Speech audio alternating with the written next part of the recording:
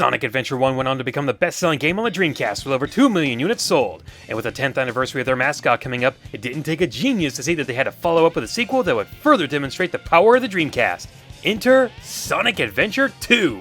Unfortunately, at the time it came out, I did not have a Dreamcast, and by the time my brother bought a Dreamcast, the game would be ported to Nintendo's new system, the Gamecube, with some new features. So I skipped the Dreamcast version so I could buy the Gamecube port, because I knew I'd be playing it more on the Gamecube, and later on I could play it on the Wii. It feels great to have good hindsight. It was a little strange to see a Sonic game before a Mario game on a Nintendo console, but that wasn't going to stop me from playing and enjoying one of Sonic's most memorable games to date.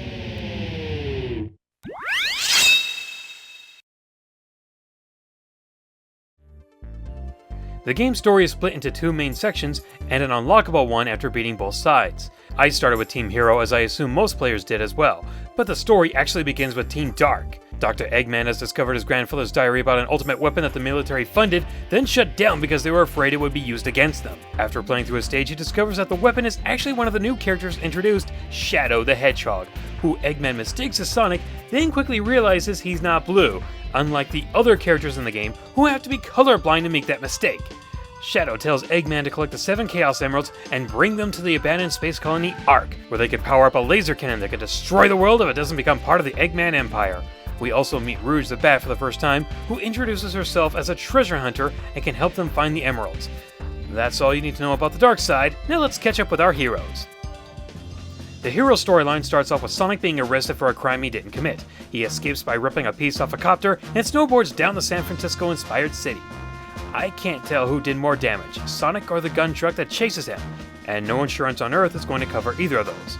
After a boss fight, Sonic encounters Shadow for the first time, and realizes that the military has mistaken him for this recolor. Before Sonic can get some answers, we see Shadow use Chaos Control, which is also introduced for the first time in the series, showing that there is more to Shadow than just looking like Sonic. After Shadow gloats that he is the ultimate life form, he escapes and Sonic gets sent to prison. Meanwhile, Knuckles is in a dispute with Rouge over ownership of the Master Emerald. Apparently, it belongs to Eggman, but Knuckles won't have any of that and breaks it into little pieces to make sure that Eggman won't take it. So now both Knuckles and Rouge are out to find the pieces of the Master Emerald and put it together. Meanwhile, Tails decides to break the law by helping Sonic bust out of prison, only to see that Amy already beat him to that idea. That's a lot to take in, so here's the bottom line. Bad guys want to take over the Earth, and the good guys want to stop them. How cliché. Or is it?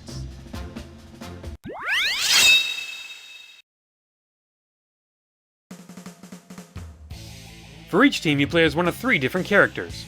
So while there are 6 characters to play as, it really does feel like you play as just 3 characters. My favorite gameplay styles from Sonic Adventure 1 were running, exploring, and shooting. And guess what?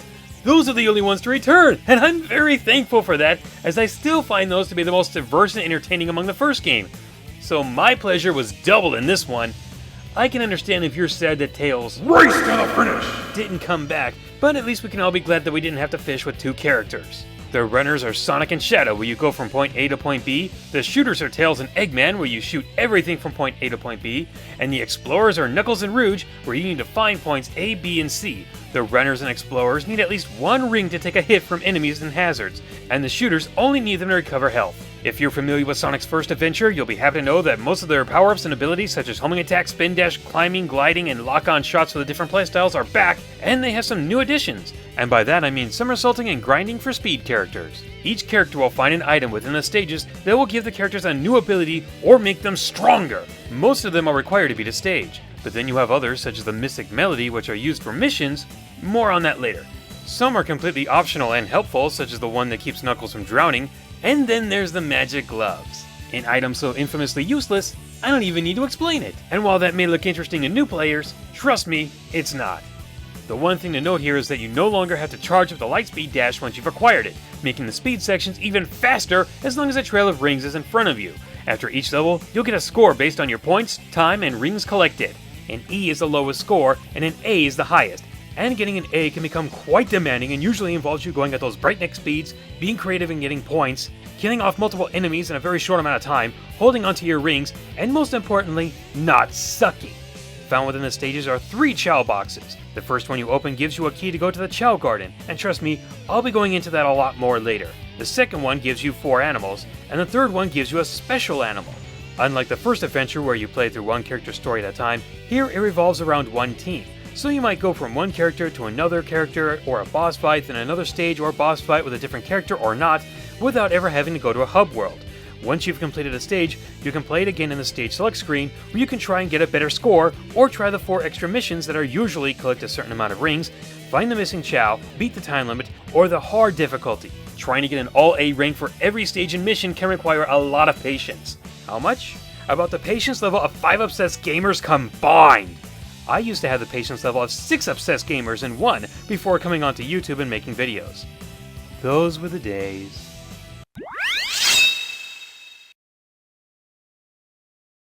Let's do this! Let me show you my real power. If you have someone next to you, then you can play in the versus modes. I honestly can't talk too much about them because nobody wants to play with me. I can't blame them. Anytime I got to play against someone, I brutally destroyed them, and there was no challenge in it. So it was frustrating to my opponents and boring for me.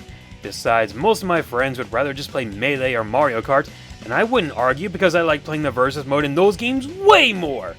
Ironically, most of the new features from the Dreamcast or the Gamecube port were in the versus mode, so the new features were a lost cause for me. For running and exploring, you'll play through the respective stages from the main game, trying to either reach the goal first for runners, or for explorers, find the most pieces of the Master Emerald before time runs out. With shooting, it's a no-holds-bar, shoot the other player until their health no longer exists in a small area. With all of the modes, your character can have a special ability once they've acquired enough rings. Speed up, confusion, time freeze, or Anime-style Super Ultra Mega Attack! you can also play as other characters such as Amy and Metal Sonic in the races, Tikal and Chaos Zero in the exploration, and Chao and...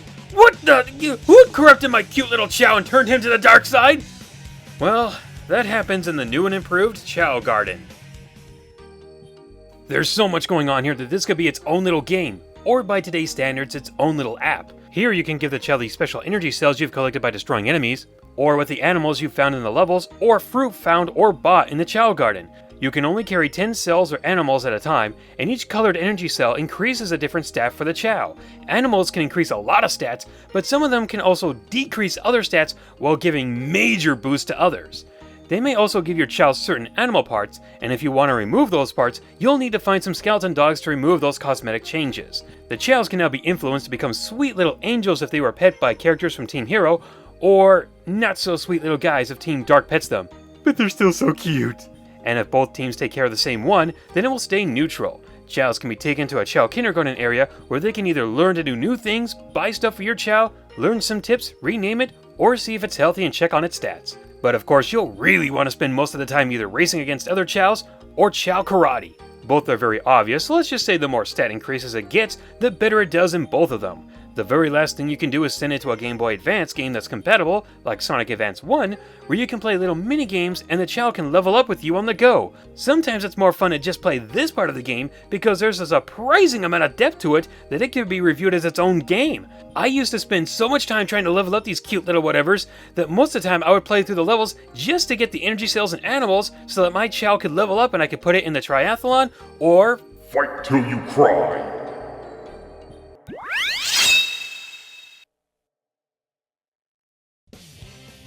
Personally, I found a lot to like about Sonic Adventure 2 Battle. Not the entire package, but definitely enough to keep me coming back for more. I enjoyed a majority of the running stages, some of the treasure hunting stages, and there's at least one shooting level that's actually fun. Some might not enjoy the running stages all that much as they can be a bit linear, but if you're trying to get an A rank then you have no time to look around. They rank up there as some of my favorite Sonic levels to speedrun because of the challenge like the rocket in Metal Harbor or the shortcut in Green Forest. And even though it feels linear, there's still some alternate paths to be found if you have the guts for them. As you may have noticed, I enjoyed the Chao Garden a little too much, but sadly it pains me to go back there now, as the best Chao I ever had, in Ultimate Light Chao, was lost forever when one of my memory cards became corrupt. It's just something I can't do anymore because of all the time I spent on it, but I look back on it now with fond memories and a bitter hatred toward the 1019 memory card that killed it and many of my save files before I could copy them successfully to another memory card.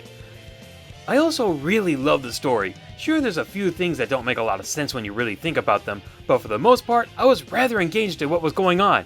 It also had this sort of mature feeling to it, as if the series was maturing along with the audience that grew up with it, without it becoming too dark or melodramatic for a younger audience to be able to enjoy. I guess I would also like to take this opportunity to apologize to Shadow. You see, when I first saw Shadow, I immediately wrote him off as the cliched anti-Sonic, Sonic's evil twin, Sonic's Wario! Only to discover that he has a backstory that's not only canon to the series, but actually goes into greater detail than anyone else has. He has depth, true motivation, and I couldn't help but sympathize for him, easily making him one of my favorite Sonic characters. Then there's the actual gameplay itself, running, shooting, and exploring. They go through the same environments, but the level designs are different from each other, unlike the first adventure game. And every level has its own soundtrack, which by the way I love, and Live and Learn is still my favorite Sonic theme to date. Though I wish I knew what the heck they were saying in some of those songs, but sometimes it can be fun to just make up your own lyrics even if they sound ridiculous. Here's some of mine.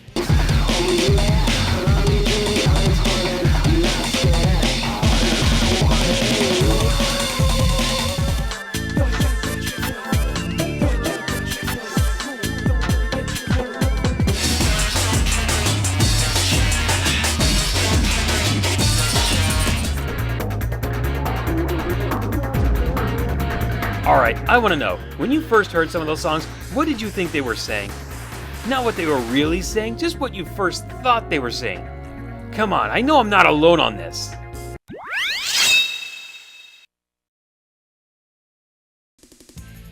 Unfortunately, this game does have its share of flaws.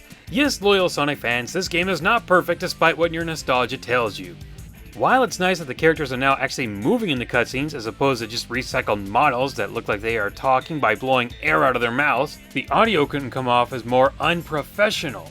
Sometimes it's hard to hear the characters because they overlap each other, or the music is played way too high, making it difficult to hear them. You're not even good enough to be I'll my make you eat those words! Sonic the Hedgehog! I see. But you know, I can't let you live. It can be as bad as my old videos that had that same problem. Did I work for them? I'm not going to talk about how the voice acting can sometimes come off as a bit stiff. I can't find the link to the source anymore, but I remember hearing Ryan Drummond, Sonic's old voice actor, say that they weren't given a script. They were just given random lines to read and told how to sound. As I said, I can't find the source anymore, so... Believe what you want to believe. Oh wait, here's the interview from the Sonic Retro site. I don't know if this is real or not, but it would explain a number of things. Back to the stuff that actually matters. While I could tolerate the shooting parts, I can't say I wanted to replay them over and over, except when I wanted to get an all A rank for everything to get all the emblems. You know, the things you get for beating certain parts of the game. So I could unlock different clothes for Versus Mode, because you know I play that all the time. And the 3D version of Green Hill Zone. This level can be fun, but it really means something if you earned it instead of using a cheating device to access it, because it reminds you that you truly had to go that extra mile for it. I would have liked the exploring sections a lot more if the radar would pick up on all the emerald pieces like Sonic Adventure 1 did, instead of just the first one on the radar. Though to be honest, I did enjoy a number of them, like the first stages, Pumpkin Hill, Inside the Gun Vault, and Meteor Herd. You heard me, I actually like that stage because Knuckles has a lot of room to run fast, and there's tons of room to glide. It's all the others I don't like. Then we come to the running stages. You couldn't get me to stop playing them, but sadly the context-sensitive moments suck. Want to do a ring dash? Oh, you did the somersault instead? Oh good, I thought that was just me. In fact, was there even a point to the somersault? It gets you through those small openings, but why are those even there in the first place? The same goes for picking up those little things on the ground. What exactly are they there for? It felt like a useless add-on to the moves that only made the game's momentum come to a screeching halt at times. What's really odd is that the running levels are sadly outnumbered. The exploring and shooting levels make up more of the game than the running stages. And let's be honest, most of us are attracted to the running and platforming parts of the Sonic games, so why does it feel like there are so few of them? The first adventure game had 10 stages for Sonic. Here, the running stages, not counting the unlockable Green Hill Zone, is about 10 for Sonic and Shadow combined. It's not a big deal thanks to the stage select, but it can be a big turnoff for me wanting to replay the story again. Bringing that up real quick, how many notice that some of the chapters seem to be misleading. Go ahead, click on them. Tell me if they take you to those cutscenes.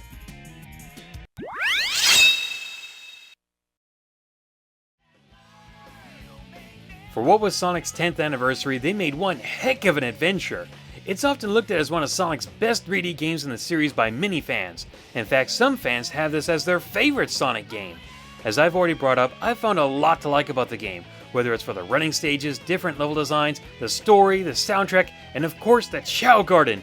Oh, they're just so cute! But the unprofessionally handled cutscenes, poor implementation on context-sensitive areas, questionable new move, and the fact that you will have to go through more shooting and exploring stages than the main selling point of the game, some of which are just horrendous to play, make it difficult to get the highest recommendation level I can give. But it's still worth playing for fans new and old. A 4 out of 5, a couple of flaws, but overall a good game. Did you know that the moon is still only half there in all the other Sonic games that came out after Sonic Adventure 2? And that the side you see in the games is just that half of the moon? Well, it is true that the moon only shows us that one side while it orbits our planet, but the fact that it lost half its size and weight should have thrown its gravitational orbit out of balance, creating large tsunamis and devastating natural disasters. I think. What do I know? I'm no game theory.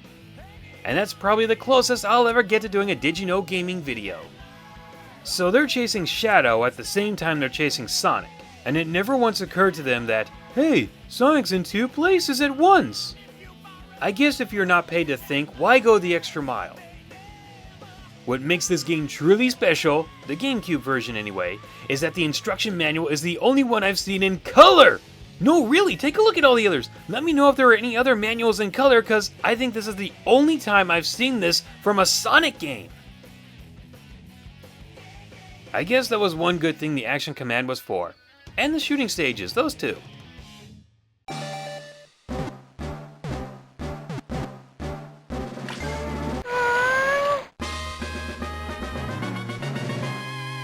I am so gonna destroy the first gym with that Chao. It's time for some video suggestions, because you know, it's something to do while I work on the next video. Over in the top corner, you have the collab I did with WeDude83 Rebirth with our 5 favorite and hated Sonic characters list. The Pikmin 3 review is there in case you wanted to see it. There's another Sonic related video with the review for Sonic and All-Stars Racing Transformed. And sadly, there is no video plug, and instead of another of my videos that I already made, I'll just put the thumbnail for the upcoming Sonic Heroes Redo review and put a link there when it's ready. And while you watch those, or not, I'll get to work on that aforementioned review. This may take a little bit of time to script out, but hopefully I can get that done soon, and I'll see you guys later.